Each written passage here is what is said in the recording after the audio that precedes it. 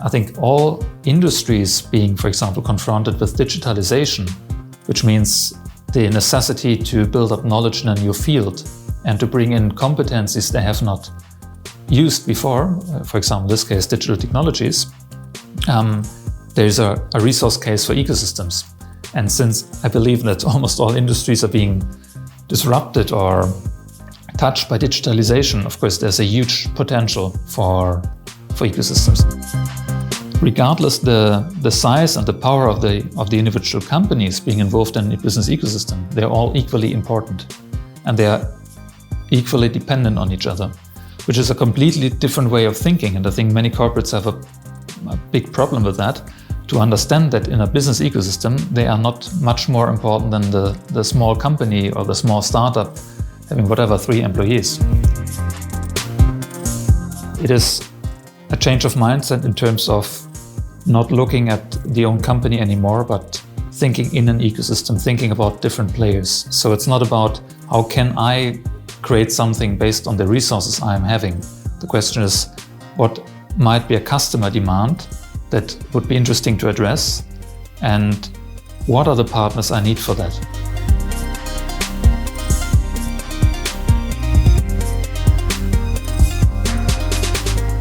Welcome to this next episode of the Sparkr Podcast.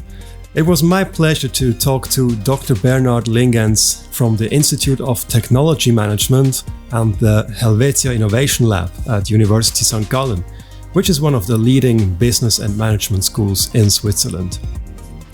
We talked about why ecosystems matter for innovation and for creating your next business opportunities.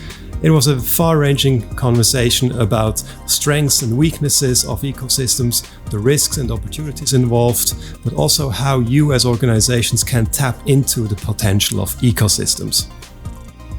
This is the Sparkr Podcast. My name is Christian Lundsgaard, and as always, I wish you many insights while listening to this new episode.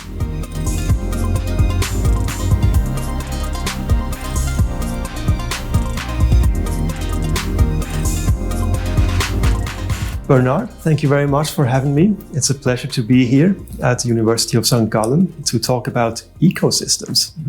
The listeners of that podcast, of course, have heard that buzzword many times. Everybody is talking about ecosystems, especially in the fields of innovation and startups.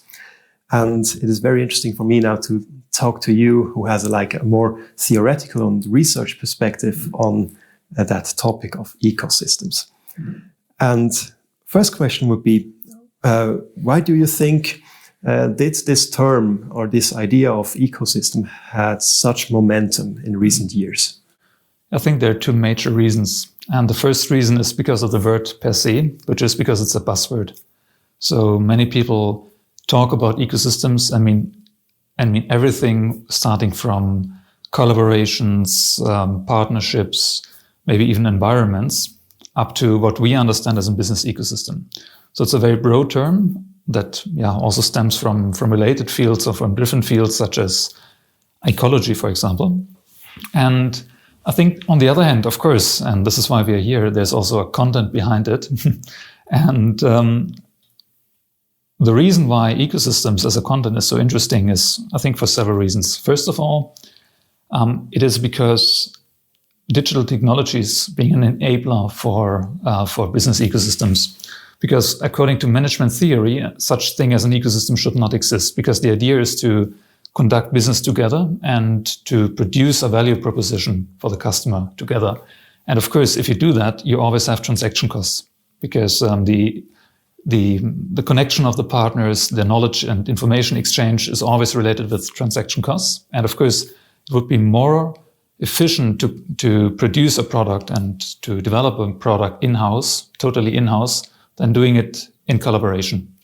And modern information communication technologies, they make it easier for companies to reduce these transaction costs and to improve the information exchange among partners involved. So we could say that these ICT technologies definitely are an enabler for ecosystems on the one hand. On the other hand, digital technologies are also a driving force behind the development of ecosystems, because I think most of all because industry convergence. So let's take the car industry. A car manufacturer has a lot of knowledge about how to engineer an engine, they know everything about wheels, about tires, and what they don't know is, of course, the digital component of a car, which is gaining a lot of significance today. So right now, of course, if you look at autonomous cars or self-driving cars and also of the connectivities customers are demanding in a car, this is something many car manufacturers are not familiar with. So they have two choices, either to build up everything in-house or to do it together with partners. So this industry convergence being driven by digitalization is definitely also a driver of ecosystems for that reason. Okay. And you already gave a hint of how you are looking at ecosystems and how you would define it. Since that term is used so broadly nowadays, it's sometimes a bit difficult to get an understanding of what people are actually talking about. Yeah. Or what kind of definitions do you see out there in the field? And how would you define ecosystem yourself? What kind of different types of ecosystems are there? How would you define them? Yeah, I think the term that I typically hear is ecosystem in terms of a community or a partnership of companies. And in research, this is what you typically call a knowledge ecosystem. So for example, if you have a startup hub or if you have a regional cluster, it involves maybe local authorities, it involves universities, it involves startups, it involves companies. And the main purpose behind this is knowledge exchange. It's not so much about producing something or learning or creating a novel product. It is mostly about having some exchange. And so this is what you typically call a knowledge ecosystem. And on the other hand, when people use the term ecosystem, they often talk about the ecosystem surrounding a technological platform, such as Amazon. So you also have Amazon in the middle, and then you have many shops offering their products on Amazon, on the Amazon platform. And then these players surrounding the platform, they are also called ecosystem players. But then it's an ecosystem surrounding a technological platform. And a third term is the term that we are referring to, which is a business ecosystem, which is much narrower than these terms mentioned before. So a business ecosystem is aiming to produce value proposition for the customer. So the idea is that you have typically around 3 to 10 companies or partners, and they are developing and producing a product or a service or novel business model together in close collaboration. So the idea of a business ecosystem is always to have a product that you can give to a customer and then, of course, to earn money. So it's quite of a narrow term, always earning at a value proposition.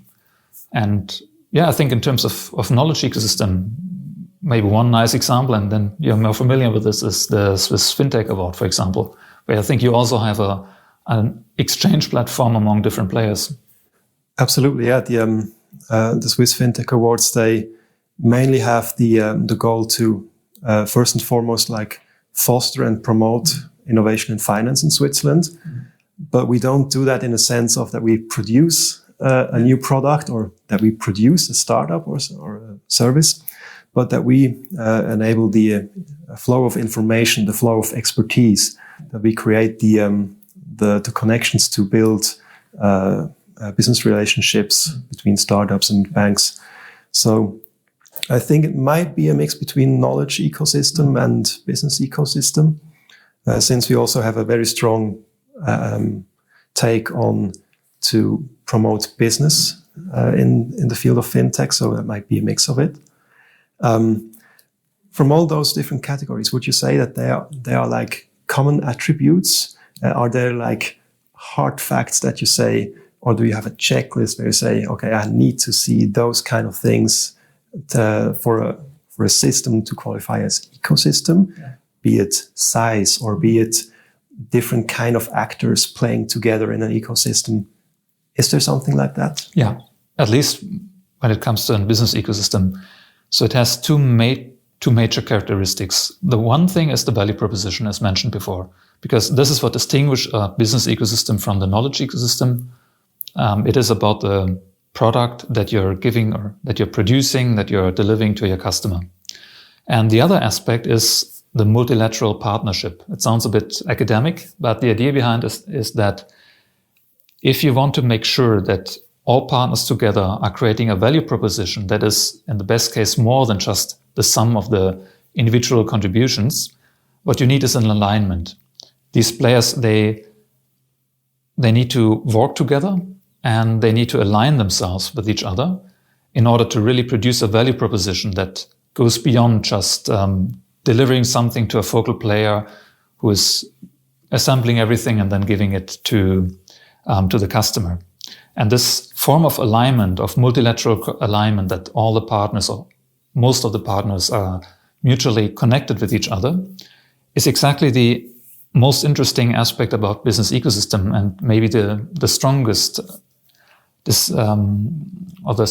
aspect that distinguishes business ecosystems from related concepts.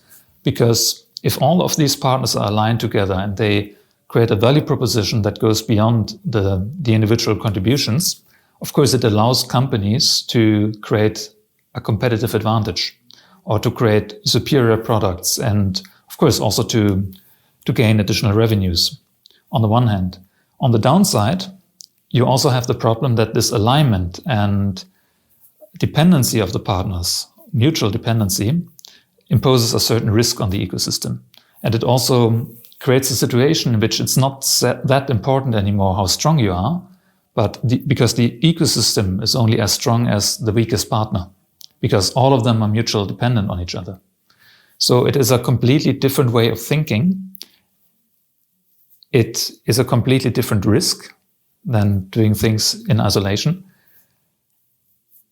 And in the end, of course, it significantly changes the way of doing business, because competition, you cannot think about competition in terms of competition among single firms. You can think about competition in terms of ecosystem. As mentioned before, you don't need to attack the strongest company in the ecosystem. You can attack the weakest company, maybe a startup. You can buy the startup and then the ecosystem breaks down because of the mutual dependency. Or for example, when it comes to market entry, normally you would search for a market where you have a market attractiveness on the one hand, but also not so many strong players on the other hand. So it's easier to enter.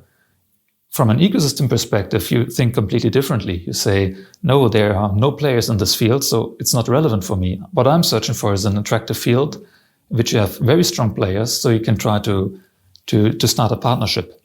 So these are just a few examples, but it shows that this multilateral dependency and interplay of partners and the superior value proposition the ecosystem is aiming to totally changes the way of thinking about business. And this is exactly why it's so interesting for us to conduct research in this field. Mm-hmm. To me, as an outside person to the research part of ecosystems, what you just described now sounds to me like the business ecosystem has similarities with the traditional value chain. Mm-hmm. How would you compare those two concepts, ecosystem mm-hmm. and value chain? Mm-hmm. Also based on the two characteristics I was just describing. The first, the value proposition. In the value chain, the idea is that one partner or one company is delivering to another company. This company is assembling different components and then creating a product for the next step in the value chain. So the final result, the final value proposition to the end customer, for example, in the car industry, the car per se, this is just an assembly of the individual contributions of all players. The idea of an ecosystem, however, is to create a value proposition that goes beyond these single contributions. It's a delta. 1 + 1 is not 2, but 3. That should be the idea of an ecosystem in terms of value proposition.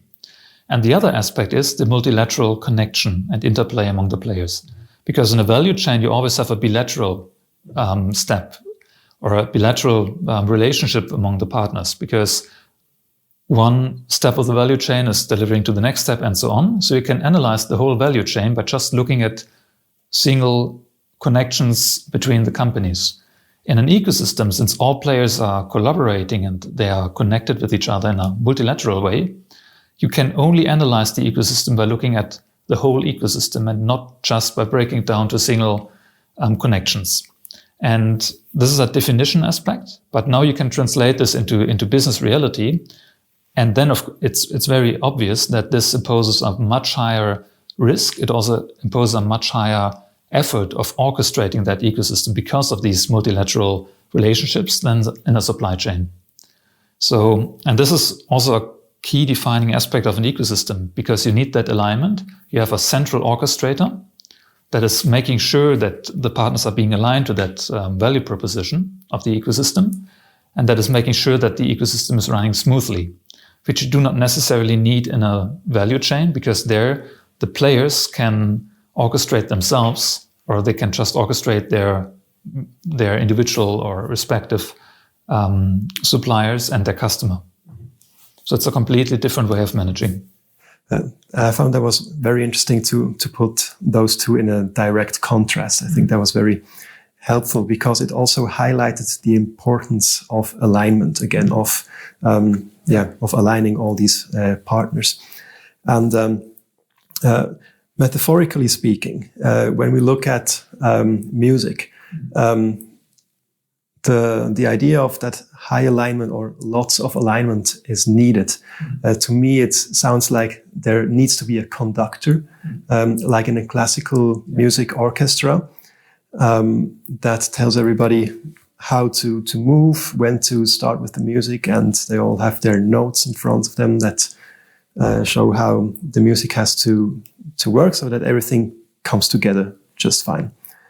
And on the other hand, for example, you could imagine a jazz trio or an improvisational band. In jazz, they usually don't have a conductor. Usually they don't play with notes. And when I compare those two, I would say the orchestra, I would connect them more with executing existing ideas, or playing an existing piece of music just perfectly, remaining like obedient to the rules, obedient to the written music that they have in front of them. While in jazz, it's much more about improvisation and innovation, one could also say.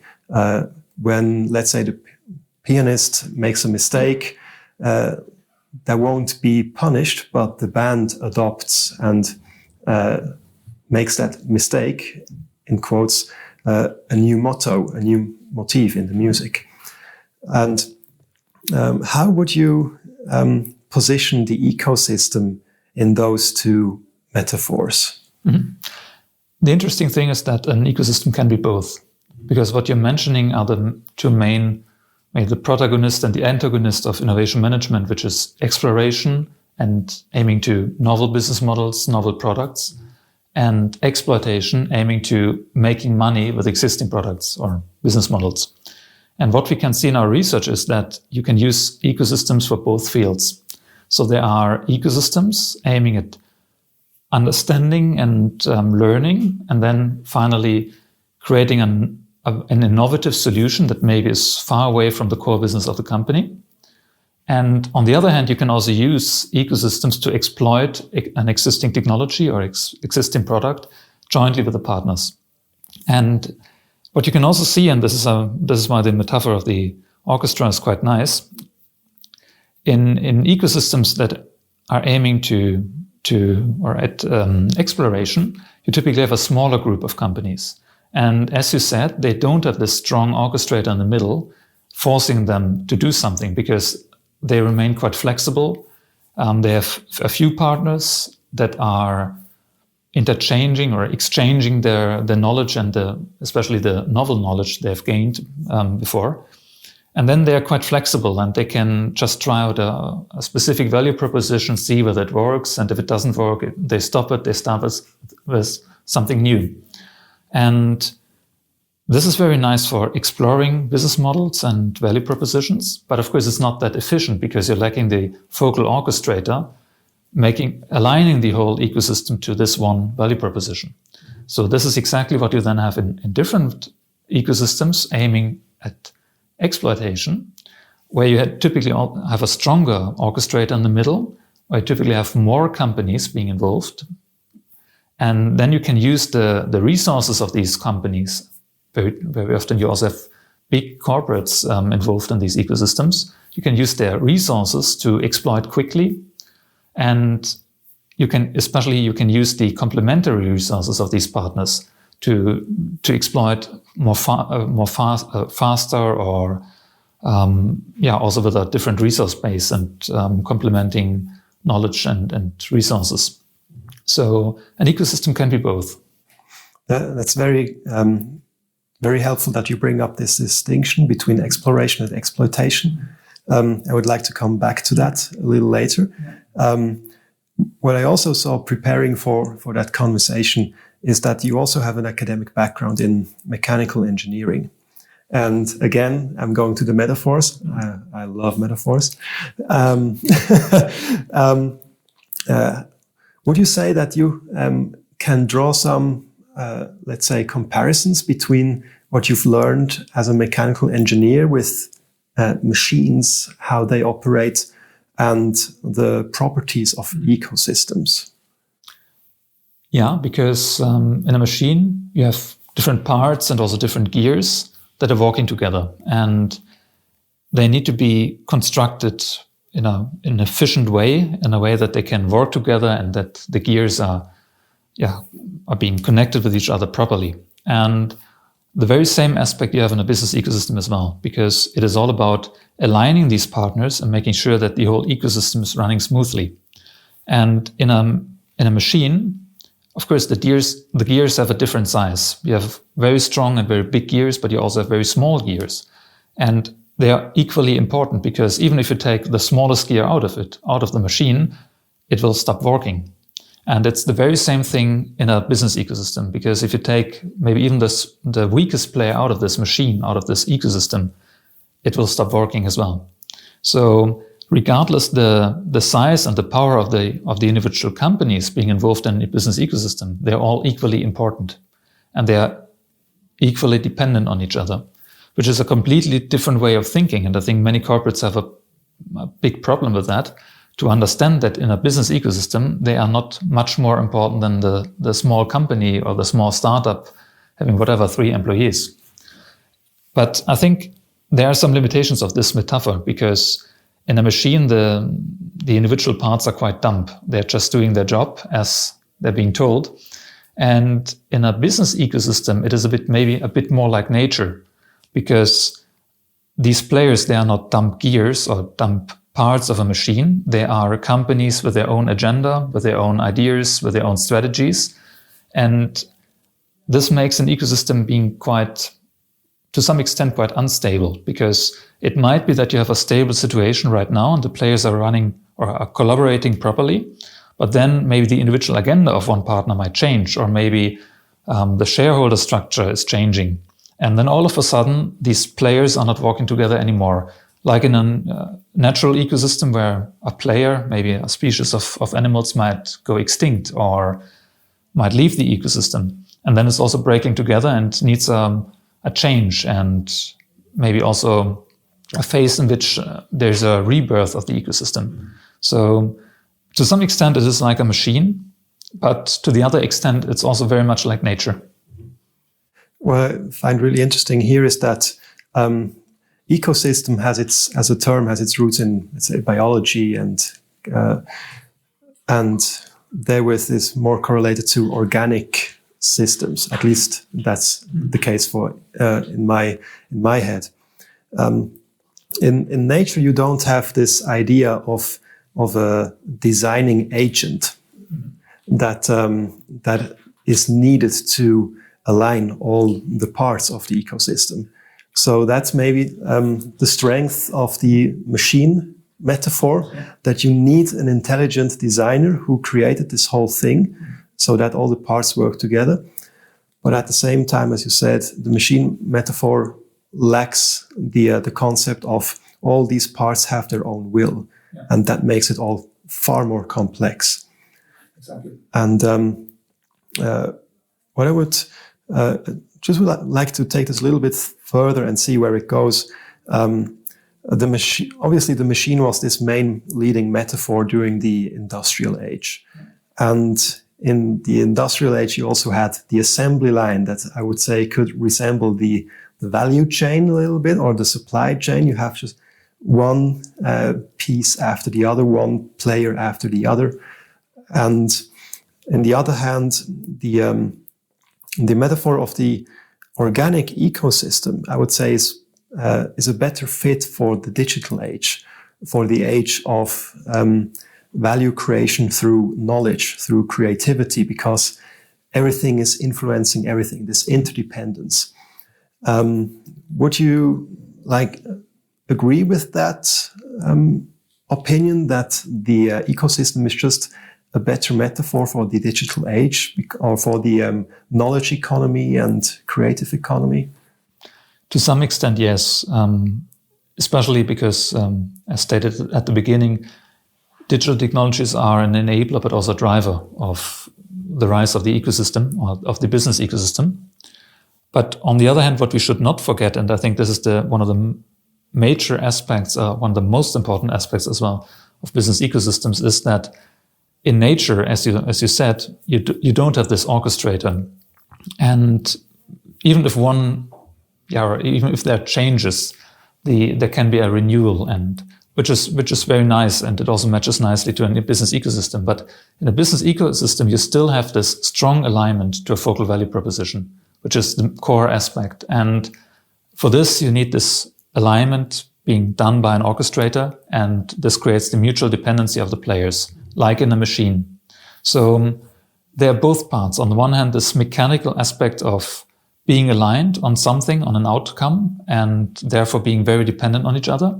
But on the other hand, also this aspect of the own willingness of the players involved. And so you have both. And I think it's very difficult to say it's just one aspect, because, as mentioned before, I like the organic metaphor because it shows the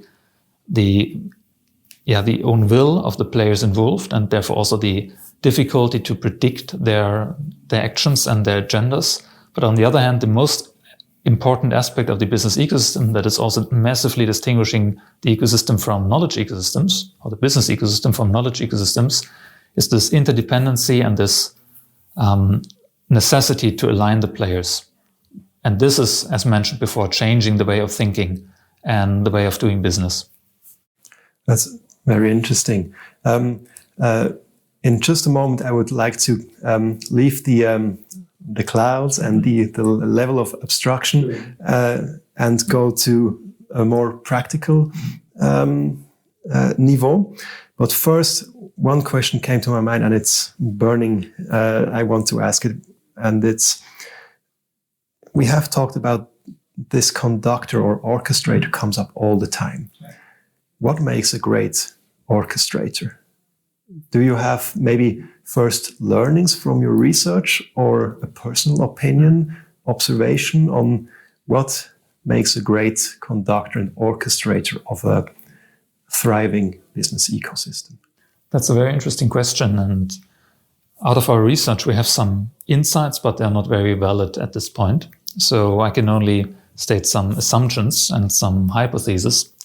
So what we see is, surprisingly, very often the orchestrators of an ecosystem are startups. Normally, you would expect the orchestrator to be a big corporate with all the credibility, with a large customer base, with the resources that come with a big corporate. But yeah, as mentioned before, surprisingly, very often you can find startups in this role. And I think the reason is exactly what you're saying, because in a startup, very often you have younger people being well educated. They speak several languages, which is important, especially in multilateral or multilingual and international ecosystems. You have a more dynamic culture. You have higher flexibility. People are not being restricted, for instance, by contracts or by maximum working hours or by strict working times. And also, and I think this is a major aspect, startups are considered neutral, because very often the big corporates, of course, they have their own history and they have their connections, and everyone expects them maybe even to take a side in an ecosystem because maybe they have done collaborations before. But a startup is neutral, it's new, and so it's considered a neutral player within the ecosystem that is orchestrating and that is having the interest of all players in mind, mutually.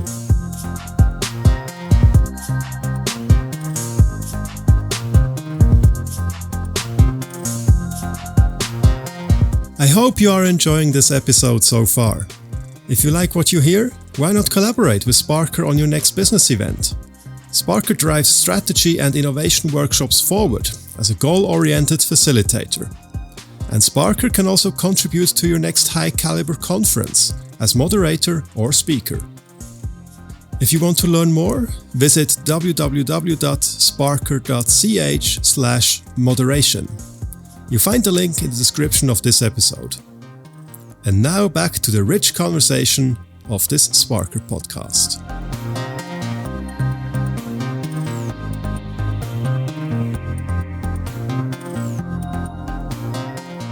I'm happy that you bring that up because that came to my mind as well. Again, with the background of me organizing the Swiss FinTech Awards, I would say that has been a crucial aspect of these awards becoming like a real part of the Swiss FinTech scene.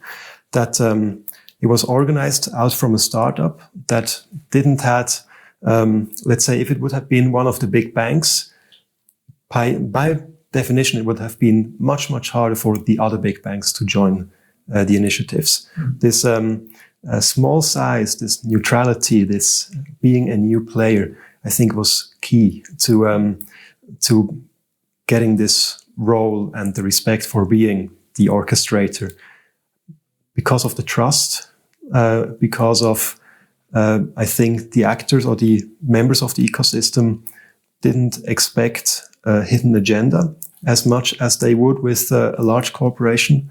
So I think also from my practical view, I would very much highlight that point, the neutrality and the trust that needs to definitely go into an ecosystem. The interesting aspect is that what we see from our research is that very often, especially in ecosystems aiming to exploitation, so earning money, you can find a startup in the middle because of the flexibility, the speed of product development, maybe also the openness to new ideas, and also the ability to, the ability to see chances and opportunities, and of course to orchestrate the ecosystem in a neutral way.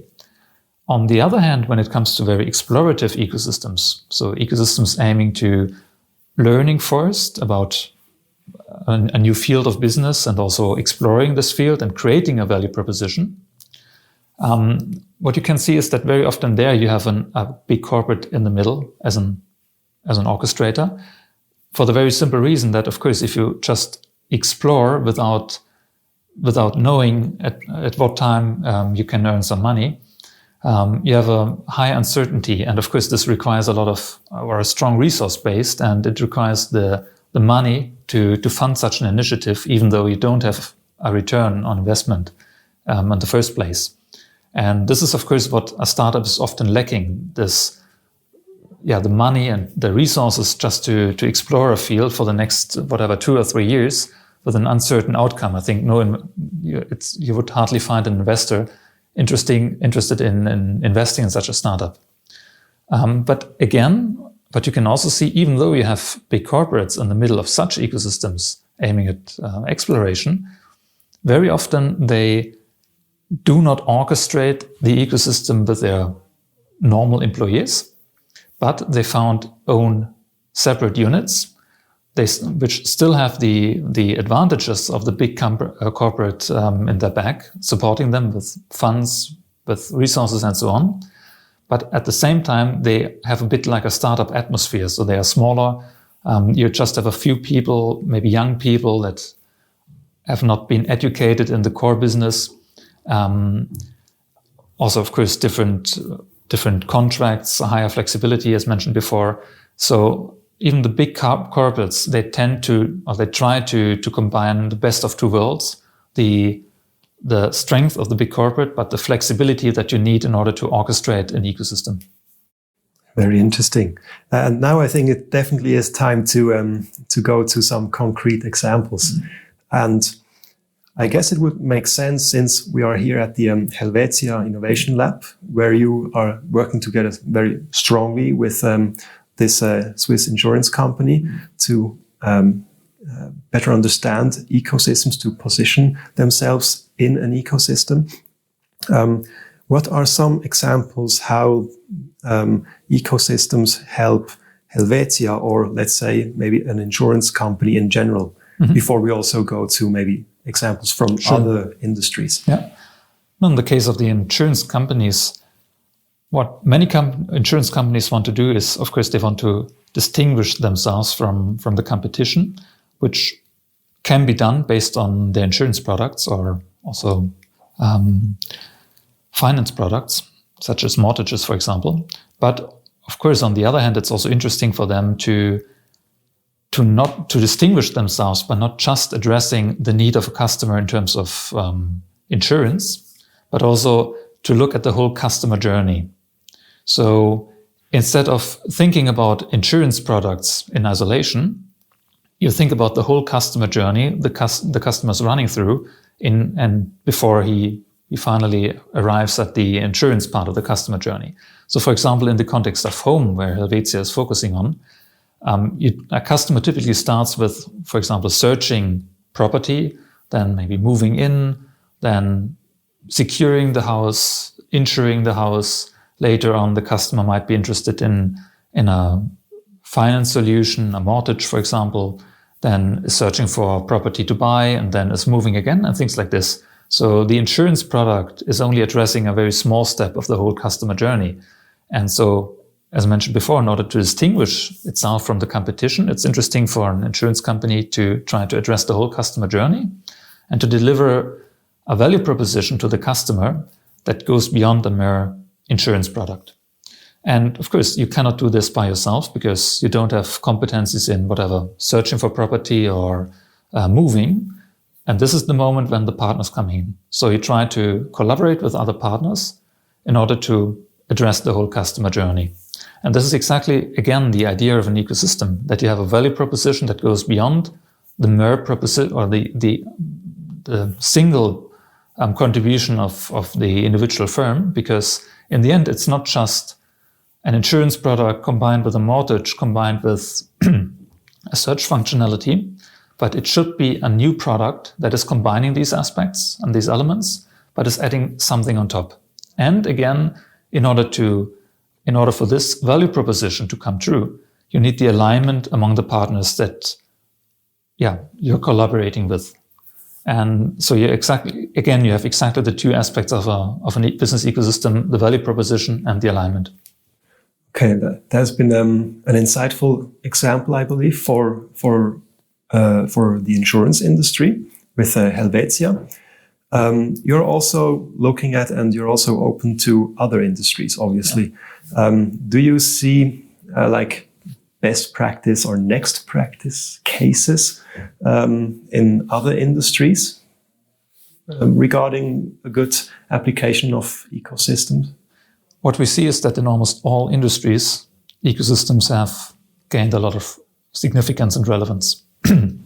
Because with ecosystems, you can address two cases: a revenue case and a growth case, as well as a cost and resource case. So in terms of revenue growth, of course, given the novelty of the value proposition, also the superior value proposition that goes beyond the single contribution of the companies involved, you can have a competitive advantage and you can address novel markets and fields of business that you have not addressed before. So this is a revenue case, which of course is relevant for all industries and all companies. So it's another lever, maybe also embedded in a growth strategy. And on the other hand, in terms of the resources, I think all industries being, for example, confronted with digitalization, which means the necessity to build up knowledge in a new field and to bring in competencies they have not used before, for example, in this case, digital technologies, there's a resource case for ecosystems. And since I believe that almost all industries are being disrupted or touched by digitalization, of course, there's a huge potential for ecosystems. So what I believe is, and what we see in our research, because we have cases from very different industries, is that you cannot say there's one industry where it's most interesting. I think it's something that is relevant for almost all industries. And now I'd like to go to the question about how can corporations or actors just tap into the potential of such ecosystems. And I would especially want you maybe to talk about how does an organization has to change their mindset or their company culture or their strategy in order to tap into the potential of ecosystems. That's like the first part. And the other part also is maybe you can talk about it regarding, again, the difference between the exploitation and the exploration phase. So maybe just first, are there general shifts in mindset or organizational structure, for example, that need to happen, or also maybe technology aspects, of course, with APIs, etc. And then again, differences maybe between exploration and exploitation. Yeah, it's especially the first part, of course, is very broad and therefore difficult to answer for us in this state of our research, because we have just started conducting research on business ecosystems. We see many aspects, and I cannot give a comprehensive answer, but at least I can highlight some aspects. One is definitely a change of mindset, as you mentioned before. It is a change of mindset in terms of not looking at the own company anymore, but thinking in an ecosystem, thinking about different players. So it's not about how can I create something based on the resources I'm having. The question is, what might be a customer demand that would be interesting to address, and what are the partners I need for that? So it's a completely different way of thinking. This is the first thing. The second thing is maybe also, especially for the big corporates, to lose their feeling of superiority they might have, because as mentioned before, in an ecosystem, all the players are equally relevant and they are mutually dependent on each other. So it would be a complete mistake to look at a startup as an inferior company that is weak, that is just an investment case. In an ecosystem perspective, or from an ecosystem perspective, it is a very important player in this ecosystem, and you are fully dependent on it. And if you're losing that startup, then of course your ecosystem breaks down, which is a problem for you, even as a very big corporate. Yeah, I think these are two main aspects in terms of mindset. In terms of organizational structure, of course, you have the typical problem of innovation management, because to some extent, it might be that an ecosystem is also disrupting or cannibalizing the core business of a company. And what you typically do when having this problem is to distinguish the corporate and to still have one part of the company focusing on the core business and focusing on earning money. And then at the same time, with a different unit, with a different mindset, with maybe different people, you try to build up the ecosystem and try to build up that new business based on ecosystems, which is an organizational part. So it makes a lot of sense to think about splitting the business in core business and ecosystem business. I am in the scene of fintech, at least, but I think that applies in general. There's a bon mot called "We need to shift from ecosystems to ecosystems," and I think that summarizes it very well. Yeah. And again, a core business being separated from an ecosystem unit, I would say that makes sense, since we heard startups with more flexibility and also a bit more neutrality are better equipped to orchestrate an ecosystem. And at your institute here in St. Gallen, you not only look at ecosystems, but also other sources of innovation. Let's say corporate venturing or corporate incubating.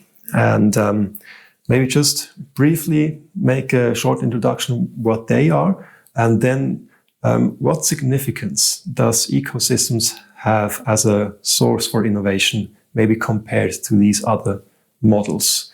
What's the role they play for innovation? That's a very good question, because the research is still in its infancy. And on the other hand, what we see in practice is that companies are building up ecosystems, but of course, there's not that much experience, and especially not experience on the impact of business ecosystems on innovation. So of course, the hypothesis is that you can create a superior value proposition together with your partners and based on the alignment among the partners, which of course is the reason or the ultimate reason why you would like to build up an ecosystem. But of course, no one knows whether this hypothesis comes true or not. I believe it does, and I think many corporates and many individuals in practice and also in academia do so as well. But of course, we don't know. So it's very difficult to say what is the impact on innovation. It might be significant or it should be significant, but we still don't know. In terms of aspects such as corporate incubation, corporate venturing, I think they can be seen as tools for building up ecosystems, because many companies trying to build up ecosystems, they also have a corporate venturing and a corporate incubation initiative. And Helvetia is a very nice example, because on the one hand, in an ecosystem, you might involve partners based on just partnerships and contracts. You might do so based on venturing, which means investing in these companies, either with a minor share, and then it's more about venturing, or maybe by just acquiring them, which is an M&A case. And of course, it's also interesting to found your own startups that, for example, you can use to orchestrate the ecosystem if you're a big corporate and you're lacking this flexibility and neutrality we are talking about. So incubation, venturing, also M&A, I think they are also nice building blocks, not necessary building blocks, but nice building blocks for building up ecosystems. So again, it's about the interplay actually of all these different sources of innovation. And now, just in closing, I would come back a little bit again to the research approach that you have to ecosystems.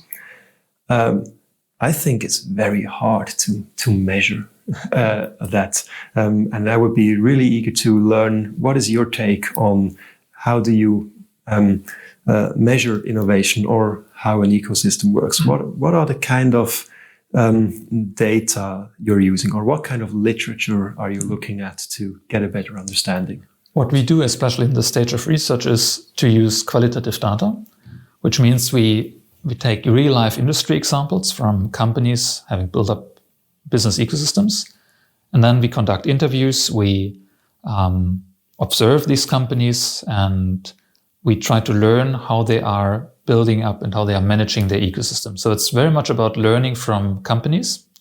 And since we do this not just with one individual company, but with many companies, we have a data set now of around 15 to 20 cases.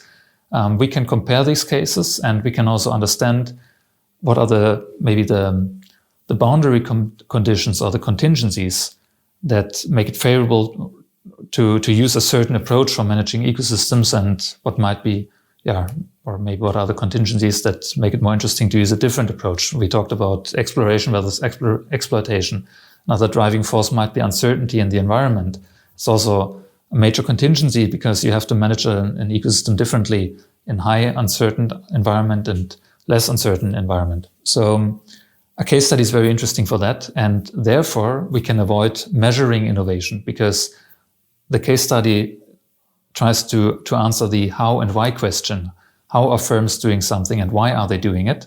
And it's not so much about measuring the impact of, for example, innovativeness. But of course, if you want to measure innovativeness, it's very difficult. You can use number of patents as a proxy. You can use, for example, the R&D intensity. You can use the share of revenues compared to with innovative or novel products compared to the revenues the company is creating in total. But all these approaches have their own specific flaws.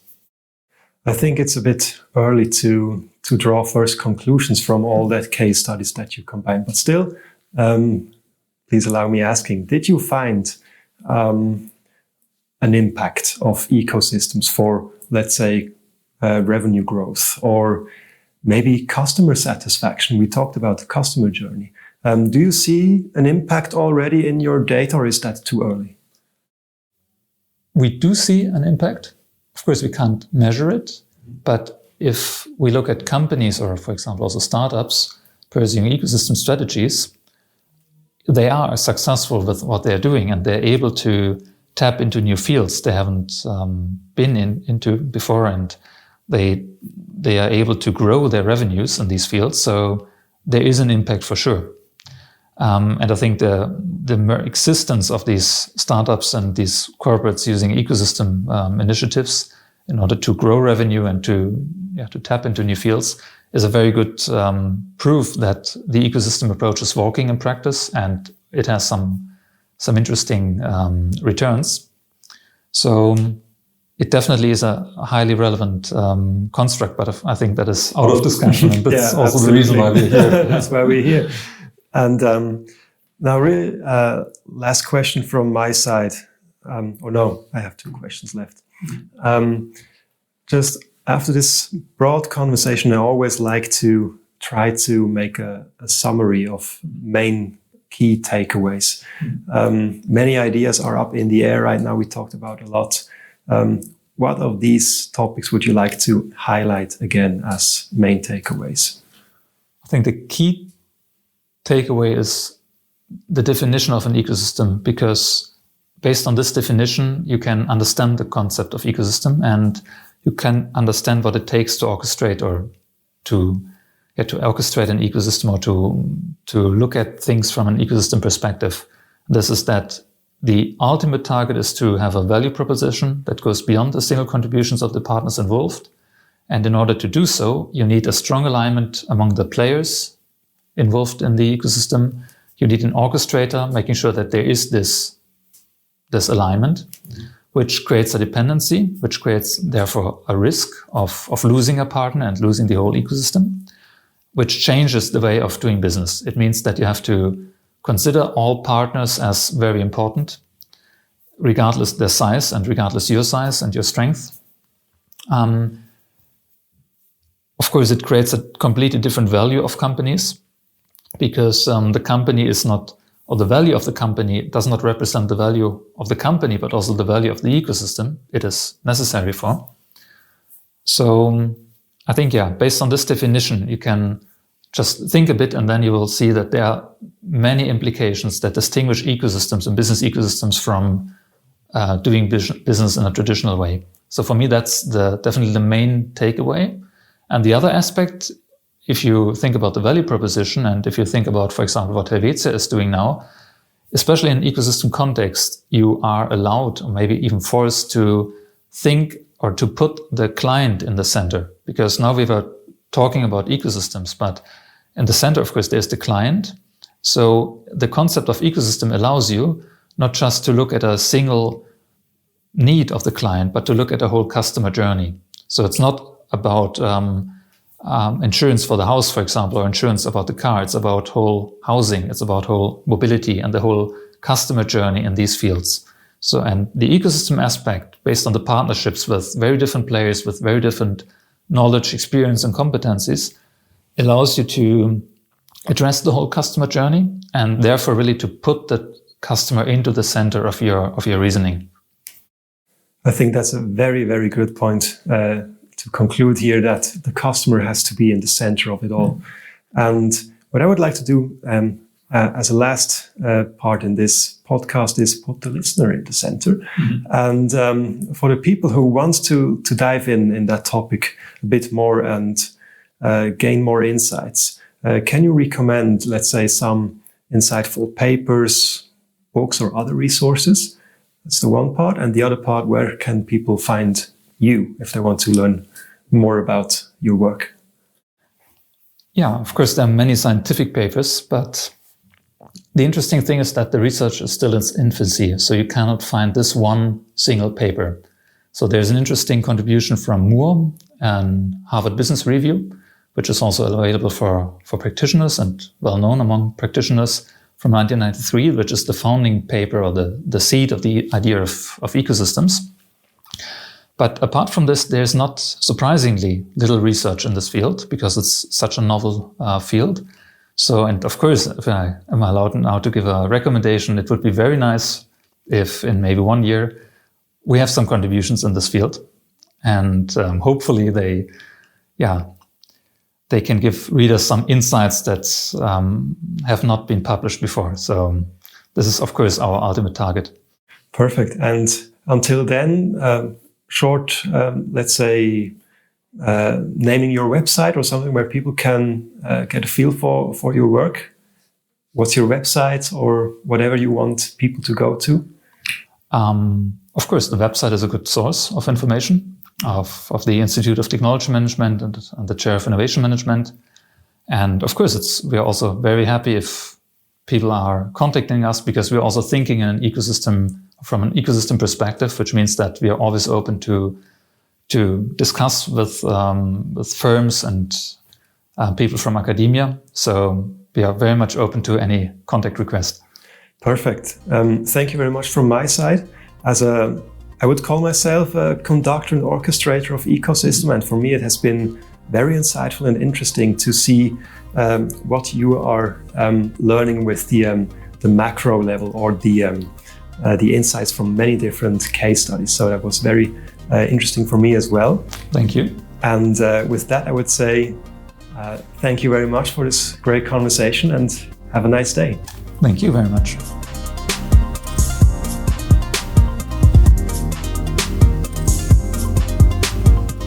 All right, dear listeners, I hope you could collect some valuable insights from this conversation between Bernhard and myself about the potential of ecosystems. If you'd like to build an ecosystem yourself, don't hesitate to contact me, and I am happy to help. And don't miss the other episodes of the Sparkr Podcast. For example, the episode about the mindset of the unicorn investor Daniel Gutenberg, or an episode about the leadership philosophy of football legend Ottmar Hitzfeld, and much more. It's definitely worth a look. You find all the episodes online on sparkr.ch/podcast. That is sparkr.ch/podcast. Or you can also subscribe to the podcast on iTunes and other podcast apps. With all that said, I wish you all the best, and I'm happy to welcome you back for the next episode of the Sparkr Podcast very soon.